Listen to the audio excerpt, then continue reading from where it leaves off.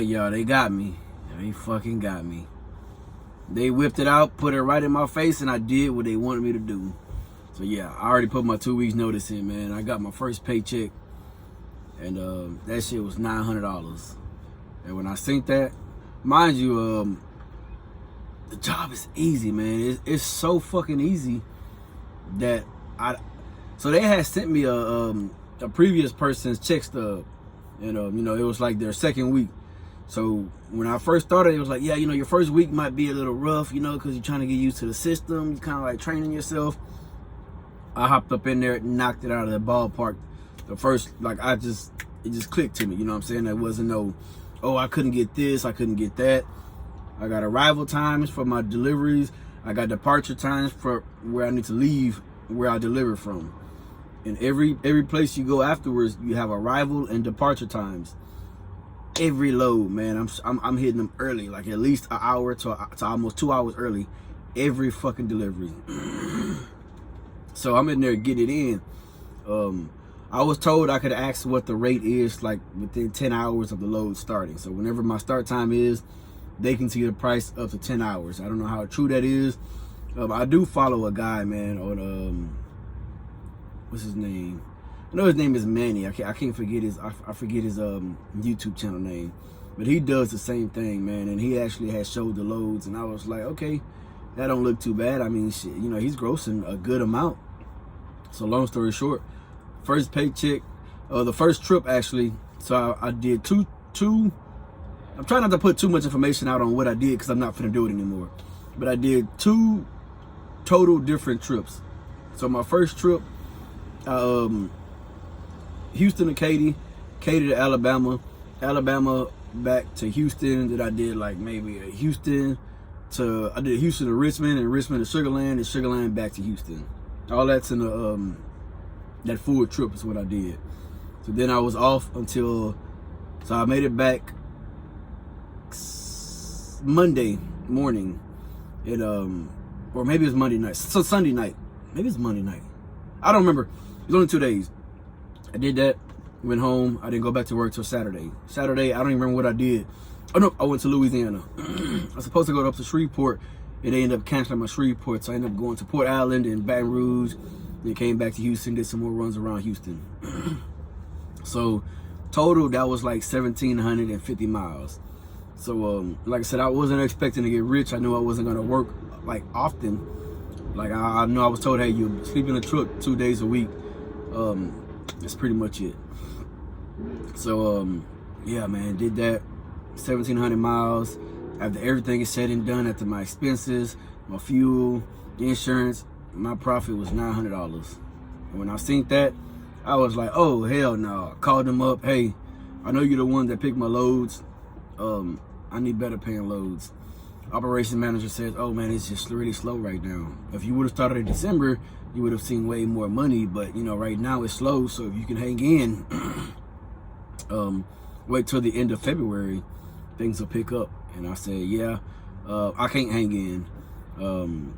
At no point ever in giving time is it acceptable for an owner operator to bring home $900 in a week. And mind you, this is with no issues. There was nothing wrong. Like, I didn't have no breakdowns. I wasn't late on loads. Like, what you assigned me is what I profited. Now, mind you, I did overfuel the truck. Once again, though, I fueled out of my own pocket with my TSD. They didn't offer me a fuel card. They said they had a fuel card.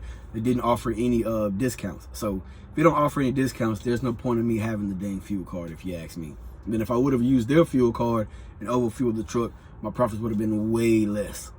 So yeah, man, I put my 2 weeks notice in. I'll sit at home before I allow this truck or any of my trucks to just make $1,000, $1,500 in a week. That ain't worth it to me. Not while I own the truck, I have to maintain the truck. And the plan was to actually put a driver in this truck in the Century class. So when I talked to them, they sent me the check stub. This driver and this person actually just ran strictly Texas, which is beyond me because I just sat there and ran 4 fucking states. And you telling me I run 4 states and I only make $900? But you got a guy that didn't even leave the state of Texas, and he grossed almost 5K. I grossed 3K. that didn't make any sense to me. Like I said, all he did was Texas runs. You know, Dallas, Austin, San Antonio, might have went down to Laredo if I'm not mistaken. Literally just bouncing around Texas. Multiple, you know, is the multi-stops or whatever. So what she sent me, I was satisfied with, because like I said, at the end of the day, he grossed almost 5K. The dude kept almost 3K. That was after fuel. So how am I at $900 after fuel with fuel discount using my own TSD? And TSD saves me 50 cents, not 50 cents, excuse me. Each time I filled up, I saved over 50 bucks. So yeah, and that's not even including the DEF that I spend, because I don't do the pump DEF, because this truck still has emissions on it. So I was ordering the platinum DEF from Walmart, having it sent to the house, and then I'd put it in. So and that's platinum DEF is 20 bucks for like 2.5 gallon jugs. So yeah, man, yeah, they got me, man. They was looking for a sucker, and I came over there, and I was the best sucker they could fucking find, man. That's just as real as I can see it. My first thought was to fuck it, I'm good. But then I already have an escrow with them, and I already have a week in the hold. So the escrow goes up to $2,500. Obviously, like I said, the first week, that first paycheck, 2 weeks notice. And like I said, there is no, oh, well, wait it out, man. You gotta wait it out. No, there is no wait it out. I can sit at home and this truck not work, and I don't spend any money. But I go out there and drive for fucking, and mind you, most of the driving is overnight. Sleeping in the truck. Still have to maintain this truck. This truck don't have no APU. I don't got my ghetto APU set up or none of that. It has a battery powered APU that I still haven't figured out how to get to work. But once again, you know, and then I even though I've been driving the last 2 years overnight, it wasn't fully overnight. Like I would start up at 4 or 5 o'clock in the evening, and I'm back home by midnight or 1 o'clock. So over here, you're starting up at midnight, and you're not finishing until noon or 1 p.m. into the next day. You know, I don't really like that. But like I said, I love driving though. So like I said, the job itself, man, is fucking easy. Like I love it. That's crazy. I'm happy about the job that I'm doing. I just hate the pay, and I can't sit here and work for free. Now, if I didn't have any bills, didn't have any kids, didn't have no financial responsibility at all, I can't even see that. I can't even say that then maybe, you know, like I would have to be rich and just have money for me to stick here doing this job and to accept $900, $1,000 a week. So when I got my settlement, my paycheck was supposed to have been like $1,900, and then when I got paid, it was actually $2,000. So I'm assuming maybe because the first paycheck, the escrow was supposed to have been 400 bucks, but on the settlement, it showed that they was taking off 300 bucks. And I'm assuming maybe somewhere in their head, they thought, okay, well, he made $2,000, he'll be happy. No, I spent $1,100 of fuel off of 17, and let me say, when I say 1,700 miles, that's 1,700 miles for the actual trip.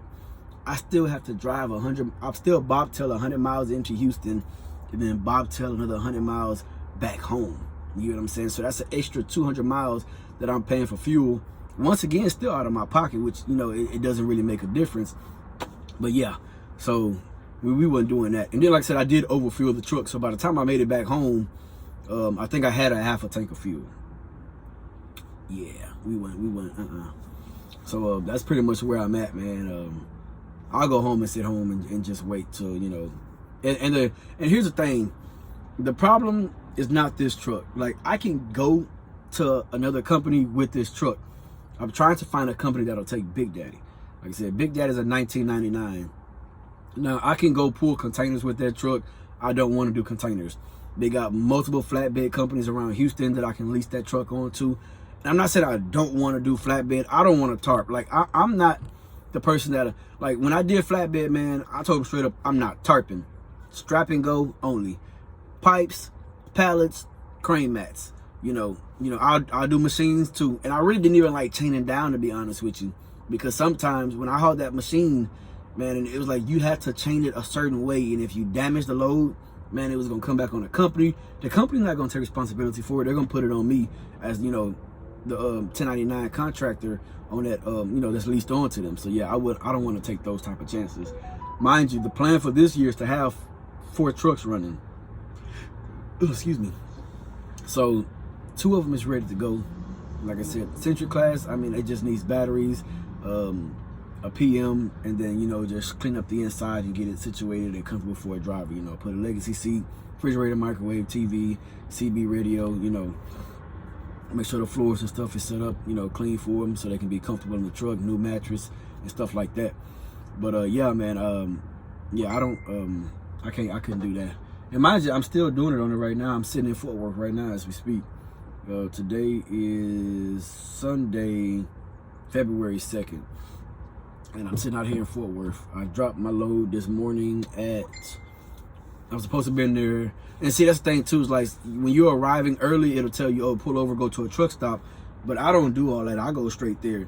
And then once I get there, they'll change my arrival time to the time that I'm supposed to arrive. It'll be like at 3 o'clock. Like I was supposed to be out here at 3 o'clock, but I was arriving at 2 o'clock. So they changed it to where my arrival was supposed to be like at 2:15, and then they added another load in right in between there, which it was only like maybe 6 miles or something like that. So I wasn't tripping on that. Went in, pick up an empty, took it, you know what I'm saying, somewhere else, bobtail up out of there, and then where I dropped that empty off at, I'm also gonna pick up my loaded, and I'm supposed to pick up my loaded at 2:45, but I'm gonna roll up in there around 1 o'clock or 1:30ish. They don't want you to arrive too early, because some of these places you have arrival times, whatever, and your load won't be ready until like 30 to 15 minutes before your departure time. Sometimes I've gone up in there, my load's been ready. I picked up a load 14 hours early, you know, so it just all depends on what they have, you know, or how they're loading it up. So now, like I said, my load that I'm waiting on now will go back to Houston or maybe Humble, I believe. So yeah, man, that's where I'm at. Like I said, I don't have a problem getting a job with this truck, the 2014 Pete, but I don't want to put this truck on and then sit Big Daddy down. That's the truck that everything's been rebuilt, you know, engine, transmission, rears, the outside. Like I said, I got to put 8-inch stacks on it right now. Yeah, I'm not sitting that truck, man. So when I find a company that'll let me put both of these trucks on, then we'll go from there. And honestly, I had high hopes for this company, man. They don't have no age restriction. If your truck is ELD exempt, you can run paper logs. And like I said, when they showed me the pay stub, I was excited for it. I'm like, hey, I can live off of that. You know what I'm saying? I can pay a driver decently off of that, and I can still make, you know, some profits. And when I say profits, meaning after the truck works, let's say 2 months, you know, that truck, I mean, I'll actually start seeing profits to myself to be able to reinvest, maybe buy more trucks. Because the plan was to just throw trucks on over here, man. This shit is so easy. And it's real simple, and I mean, anybody that has any lick of common sense will be able to do this shit. And it's, like I said, it's real simple. The loads are real light. My heaviest load so far has been 32,000 pounds. My lightest load was yesterday. I pulled a load that was 1,700 pounds. You know, and like I said, real simple. Dropping hook, I've only did one live unload, and that was a 1,700 pound load, and they had me unloaded in less than, like, honestly, like 5, 6, 7 minutes. And the guy told me, like, hey, man, just put it in the dock. Because I was supposed to do a dropping hook on that. He's like, man, just put it in the dock. We'll go ahead and get you unloaded. You know, I'm talking about, boom, dude got me out fast. But anyways, man, that's pretty much what's going on. 2 weeks notice been put in. I'm not, like I said, I love this shit, man. It's simple, it's easy. But yeah, I can't rock with the pay on this shit. So now I'm finna go walk myself across the freeway to that Bussy's over there, man, and get me some brisket sandwich. You know, I gotta risk it for the brisket. Any questions, concerns, drop it in the comment section below. If you want to get in contact with me, send me an email at truckingwithbigdaddy@gmail.com. Subscribe to the channel, like the video. I'll catch y'all in the next one.